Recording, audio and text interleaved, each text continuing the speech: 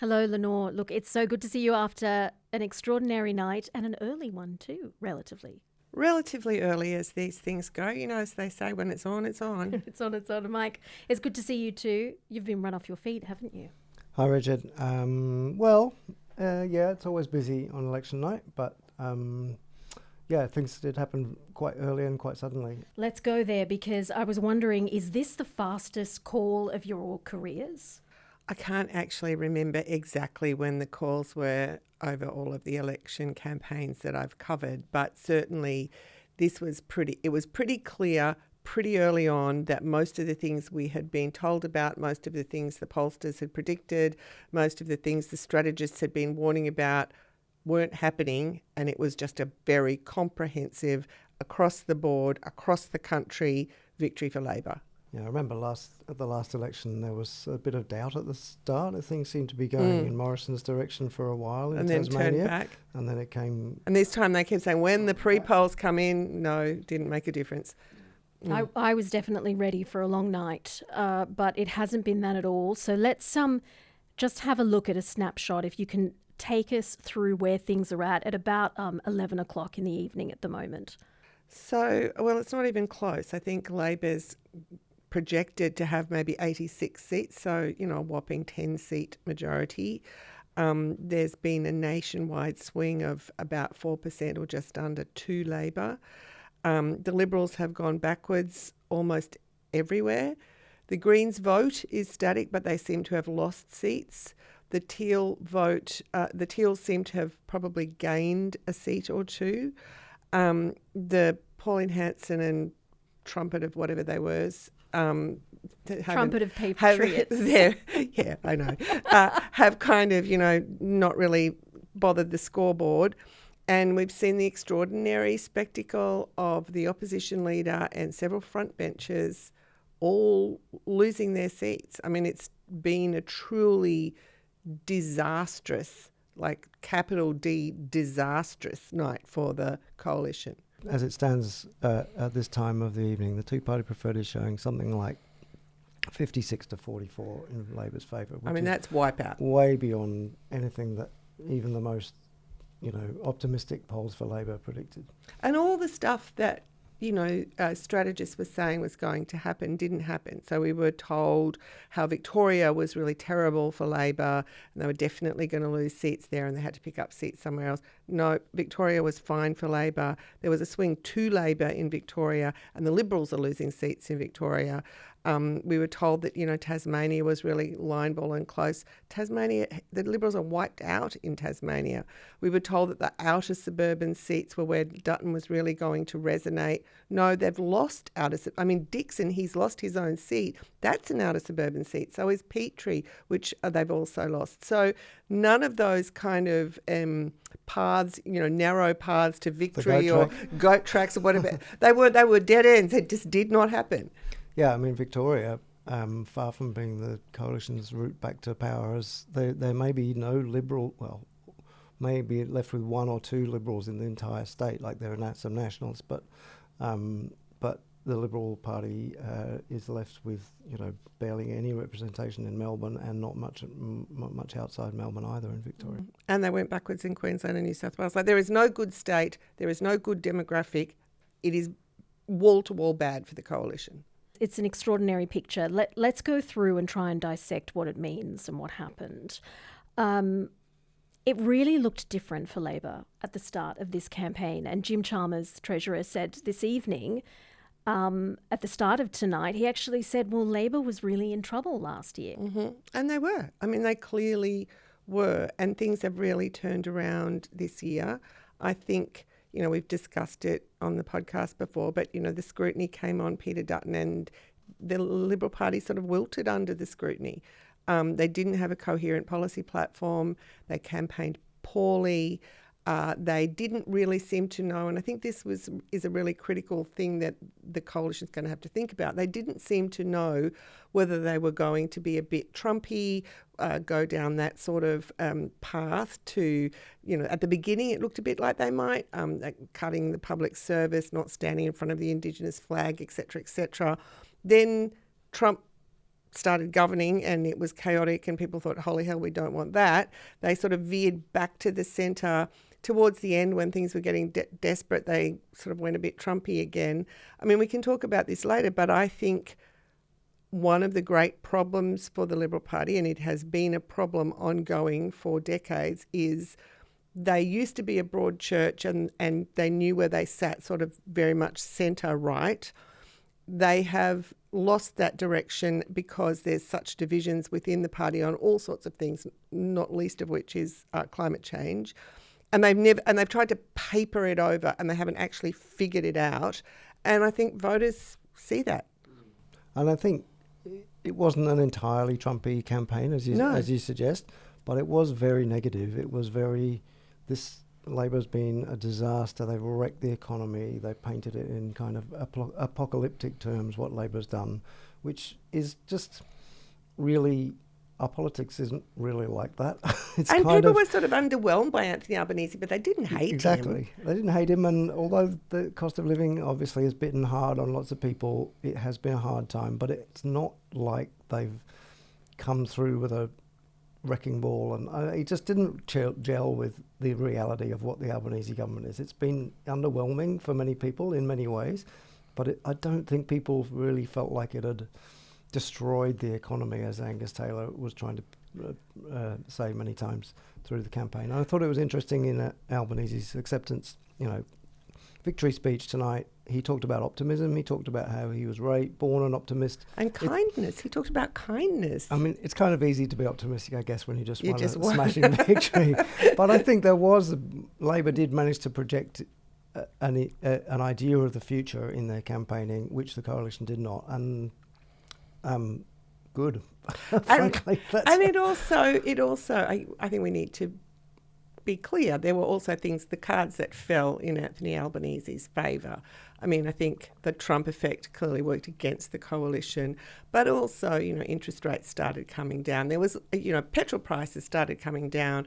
There, I think people could see a light at the end of the tunnel of the cost of living crisis. People could see that things might be turning a corner, which was also Anthony Albanese's message. So was it a little bit of luck? Yes, that's what I'm saying. I think it was a bit of luck as well. But the coalition left themselves open to being ambushed by that luck, if you want to call it luck, by sort of over-egging, by their Trump adjacent statements. They had the opportunity before he was ever elected to think about whether they wanted to be associated with his kind of politics, and they decided they might have a little bit of a nibble at it and see if that helped them with the electorate, and they decided maybe it did, and that was a huge mistake because it came back to bite them. But I kind of also wonder whether they would have done better if they'd sort of stuck to a single message, like if they were going to be, we're the better financial managers and this is a really terrible economy and a terrible time and we're the people that can manage the economy, fine.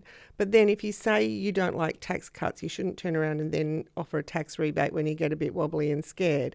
You can't then end the campaign with higher deficits in the first 2 years of the out years than Labor. It was like they kind of wobbled back and forth on what their key message was and ended up not really having a key message. Whereas I think Anthony Albanese ran a completely on-message campaign on cost of living and households, and he didn't deviate from it, and that seems to have paid off handsomely. I just want to ask about this before we move on, because I was looking at the international headlines and they've been talking about, this is a signal about whether Trump politics works, in an election during Trump-inflicted global turmoil. So that's how kind of the rest of the world is seeing it. But is this actually just a poorly run campaign by the coalition and the Trump factor is not as big as we think? Look, I think the ability to, the possibility for a party to appeal to people's sense of grievance in a time of high inequality and cost of living is always going to be there, and that danger is always there. So I think we'd be silly to think, Trump politics doesn't work here. Like, it can, or it could. But I think you can see in the Canadian election where the sort of Trump threat was far more real, like he wants to make them a state, and here where it was just playing havoc with trade and the value of the dollar, people in the rest of the world don't like the reality of what they see, and I guess might opt for certainty, might opt for incumbency, and might not want the party that looks like they're going down that same path. I don't know how long that's going to last or what's going to happen, but for now that does seem, well, I don't know if 2 elections is a pattern, but there's 2 elections. I mean, you definitely don't think you can translate this result to certainly not every other country. Lots of countries in Europe where the electoral map is quite different to Australia's and the mood is quite different. The UK, even, which we saw in some of their results even this week in local elections, does have a Trumpian party that is doing quite well. Lots of other European countries and other countries in the world do too. So it's not a template, but I do think it does indicate how parties can position themselves. It also shows once again that we should hold on to compulsory preferential voting with both hands and never let that thing go, because that brings politics towards the centre. And an independent Australian Electoral Commission. God bless the Australian Electoral Commission. Go the AEC. Because there is a message there about, while all of this global turmoil is happening, people look at Australia and see that we still vote relatively peacefully, even though it was a boring campaign. No, well, but, doesn't voting election day make you happy? It makes me happy. I look at it and think it's wonderful. Everyone lines up and gets their sausage and gets their ballot paper and makes a decision. And, you have to say tonight, after all of the, the rhetoric of the campaign, I thought Peter Dutton gave a very gracious concession speech. Anthony Albanese shushed the crowd and said, no, we treat each other respectfully. The tenor of it is good. We have, peaceful, well, not a transfer of power, it's a continuation of power, but we do it respectfully. Jacinta Nampijinpa-Price, when she was interviewed tonight, she's accused the Labor of mudslinging and lying, and she put some of that down to their loss. But, I mean, what is the coalition going to have to do now to pick itself up and move on? Well, it's going to have to find a leader for a start. Yeah. Yep. Step one. There's that. And then I think they're going to have to decide what they stand for. I mean, the right and the climate skeptics have been taking over the party or have had the upper hand in that party for quite some time.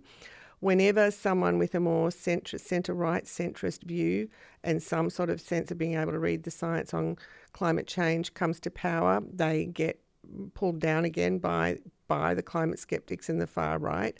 They need to figure out who and what they are, because they're losing that right-wing ground to the trumpeter patriots and Pauline Hanson, who are absolutely prepared to go full MAGA. So they're not going to out-MAGA them. They're losing the inner city seats to the Teals. This was exactly what the dilemma they faced after the last election loss. They had a whole post-mortem where they said we need to, move back to the centre. We need to do more to appeal to women, etc., etc., etc. And then they didn't convincingly follow that path. And so, until they actually work out, are they the party? I mean, James McGrath was talking about it on television tonight. Are they the party of sort of lower taxes, lower tariffs and free trade? They're not the MAGA party. They are definitively, an economic rationalist, socially moderate party. Is that who they are? Until they know who they are, I don't know that they can sell who they are to the Australian people convincingly. Yeah, I remember talking about this immediately after the last election when Dutton was elected leader. I mean, almost by default, because so many of the moderates had lost their, moderate ones who might have challenged him for the leadership, Josh Frydenberg in particular, lost his seat. But we talked about how they just lost these inner city seats to the Teals. The moderate, you would think that would imply they would need to regain those moderate voters who have deserted them, but instead they chose Peter Dutton, and he basically abandoned that from the word go. Well, he's not the natural-born guy to go after those people. He's not, but it was just the electoral arithmetic didn't make any sense. Like they needed those seats, and now they've shown they've gone the other way. What can they do now? Like, what's the answer? Go even further to the right and lose more seats? Like, well, that's what Senator Price seemed to be saying on TV tonight. But, maybe they elect Angus Taylor or Susan Ley, or I don't know. That will happen over the next few days. But now they've got an even bigger mountain to climb than they had last week, So, if Labor has a 10-plus seat lead majority and there's that big crossbench still for the coalition to form government, I mean, it's almost a task that would be impossible to do in one term. You're talking about multi-term rebuilding. Well, I don't see how you can win back, 20 plus seats or 20 seats or something in a single election. I mean, maybe, but that's kind of a huge ask. Peter Dutton had an almost impossible task. Everyone said that. Now the task is 10 seats harder than it was for him. I think that's a very difficult ask. I mean, when you say 10-seat majority, that sounds bad enough, but the actual seat numbers, I mean, as it stands now, Labor has 86 seats to the Liberals 40, with some still in doubt. Because of the crossbench is still there. Yeah, so it's huge. And that crossbench is mostly constituted of people who wouldn't naturally side with the coalition. So the task they've got is mammoth.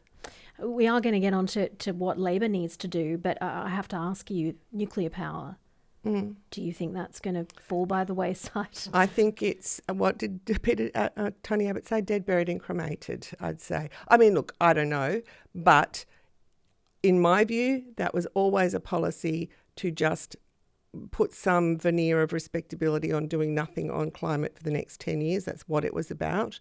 It wasn't really very thought through. There were always questions. They didn't really stand behind it. They didn't really sell it. At the next election, we will be, another 3 years down the path of the rollout of renewables and another 3 years away from any time frame in which you could possibly bring nuclear power into our energy mix. So I think it's had its day. Well, Labor's been handed a nice majority. Do they have a mandate, or are voters now going to really expect delivery on this cost of living crisis? I think they absolutely are. I mean, I think Anthony Albanese said last time that he was going to be a careful leader, that he was going to bring the people with him. And for a time during this term, I think if Australians felt like that cautious, steady leadership and progress in a progressive politics sense of the word wasn't really measuring up to what they felt the crisis was, like they wanted him to do more and go faster. He seemed very invigorated tonight, and he was really making a point of putting Labor values front and centre. He made a real point of an acknowledgement of country, and he got a big cheer. He made a point of really emphasising, that Labor would govern according to its values. So, I think some people who voted Teal probably thought that they might push Labor further to do more faster on climate change, for example, or on maybe doing something for the very poorest in our community. Perhaps the mandate and the momentum of this victory will mean that Anthony Albanese does that off his own bat. I don't think it's in his nature to be reckless and No. gung-ho and go for every single thing that...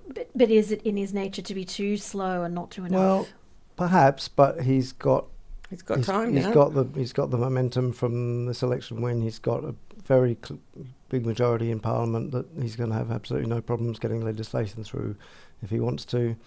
So it's kind of his moment, really, to rise to, I think. I'm sure he, as every other leader would think about what he's going to be remembered for.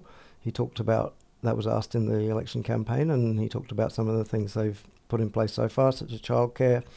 But I think there are probably bigger things that he would want to leave as his legacy. Maybe he's not thinking about it quite in those terms, but like if he wants to achieve something as Prime Minister, now is his moment, right? Yeah, he's got some leeway to take a few, not risks, but to push it a bit. Yeah. Have they been clear about what their priority is, their top priority? Well, I mean, they've talked about, obviously, the things that they felt were priorities to stress during the election campaign, which were Medicare, some of the housing, some of the tax measures. But I think absolute top priority, well, it's just a personal opinion, but I think the energy transition is where they really need to cement their mark on the country. It's a huge thing to move our energy system from one form of power to another. They have the chance to do it now. They've really been...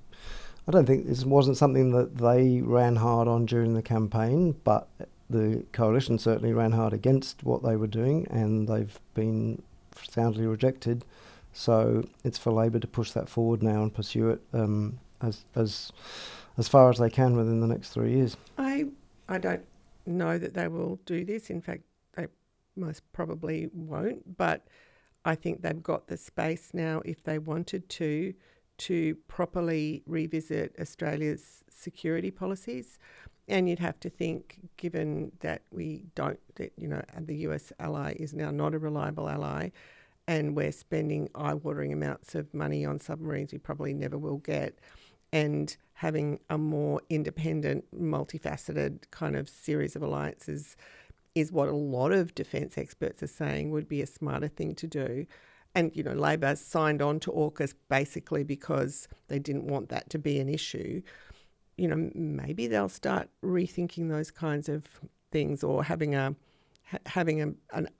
revisit, a revamp, a new strategic review, if you like, in the light of everything that's happening around the world. They certainly don't have a mandate to introduce negative gearing or change the tax system in relation to housing in any way, but you do wonder whether that's something. I mean, that is the biggest domestic challenge, I think, apart from the energy question. You do wonder whether there might be some creative thinking now to do that in ways that don't directly contradict what they said they wouldn't do during the election, but perhaps find some other way to take a serious look at the tax system. They've probably got some pretty damn rocky economic times ahead. I mean, if there's a global recession, if the trading system really does get gridlocked by whatever next thing President Trump chooses to do, it's they are.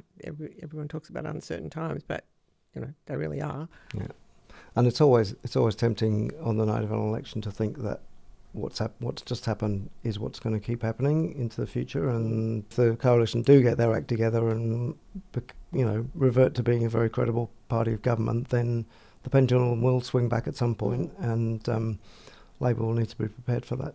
I feel like we've moved very nicely into the Greens. Shall we talk about what's happened there? Because they were talking about minority government, but they've slipped backwards a little bit. Yeah, it's a bit unclear at this point exactly. They've certainly lost 2 of the seats in Brisbane, it would appear. Adam Bant, the Greens leader's own seat, was sort of in the undecided category, but then there was a possibility that they might pick up one other. So it was a result that looked bad for them in terms of seats, but even though their overall vote had held, which I wonder whether that was in part because of that very, very well-funded and incredibly targeted anti-Greens, specifically anti-Greens campaign by those third-party groups like Advance. There was a lot of chatter before polling night whether the Teals would kind of be a one-election hit wonder. But perhaps they're here to stay, do you think? Most of them retained their seats. I mean, it's actually pretty normal when once an independent gets in with a decent majority, it's very hard to unseat them again as long as they perform well in Parliament, which most of them, I think, have at least performed credibly in the Parliament, and they, as far as we can tell at this stage, I don't think any of them is going to lose their seat. And they may have picked up Bradfield and Bean in the ACT, which I didn't see coming. Maybe a couple of other ones to add too. Yeah, I guess that Canberra, maybe David Pocock's rise has something to do with that as possibly, well. Yeah. Temptation to vote for an independent in Canberra, but that was a seat that literally no one had concentrated on in the during the campaign.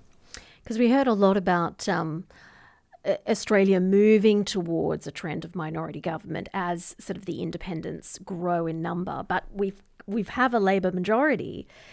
So can we really look at what the continuing trend will be? Perhaps this is a blip on the radar. I don't think it's a blip because the crossbench is still big, and the vote for the major parties is hasn't gone up hugely. So I don't think it's a blip. I think it's just because in this election, Labor's vote was so high that crossbench doesn't have the power that it might have. But if the major parties sort of come back into sort of what is a normal equilibrium, then you'd think they would. But the vote for the two major parties has not increased. Labor's vote has increased somewhat, not hugely. It's still only about 34, according to the figures at time of recording.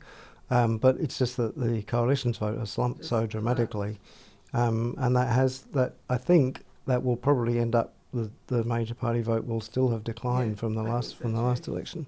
Peter Dutton, he's lost his seat. Do you think he's just going to be a footnote in history now? Look, leading a party to an election, leading a party is a huge thing. So, no, I think he'll take his rightful place in history as having been an opposition leader. And he was a defence minister. He had held many portfolios. He just didn't win government. Yeah. I must admit I felt a bit sorry for him tonight. For anyone, it's just tough. It's a really rough game. But I mean, he would have known, he knew the campaign went badly. They get the polling. He knew he was on a hiding to nothing. So in a way, it's a kind of relief. Like going through the last few weeks, days and weeks of an election campaign when you know you're going to lose must be a hell of a difficult thing to do, I think. It's pretty brutal when you're reading about having to go through the motions while you're reading in the papers that you're running the worst campaign in Australian political history, as several commentators said. I mean, it's sort of. I think you do have to look at the human side of it a little bit as well. We sort of analyse all this stuff and kind of sometimes forget how hard it is for the people who are involved in politics on all sides. It's really pretty brutal. There's human beings underneath it. Votes are still going to be counted, so we'll get definitive results. But what else could we see in the coming days? Well, I guess people are going to be analysing this result and really trying to figure out what happened. We'll get results in the Senate, which is also interesting because, of course, you have to get legislation through both the houses. We'll see what happens with the Liberal leadership, which should be interesting. There's going to be a whole lot of bloodletting on the Liberal side, and hopefully then we'll have a proper long press conference with Anthony Albanese where we really get, a fuller idea of his agenda for the next term of government, what he's going to do with this whopping majority he just won. Yeah, we don't even know as much about Western Australia as we do about the other states, obviously, because they're a couple of hours behind. So there may be developments there. The Senate looks interesting. There's suggestions that One Nation might have picked up some seats in the Senate in various states, but obviously that was on very early counting, so it's too early to tell. But it will be, And I didn't see about Trumpet of Patriots. Did they get anything for all those annoying messages? I really don't think they did. I think they were in the 2s and 3s percentages of votes. So they may have wasted their money on all those text messages. Again. Lenore, Mike, you're going to be here taking us through the next 3 years, I'm sure. Thank you so much for tonight. Thanks a lot. Thanks, Reged.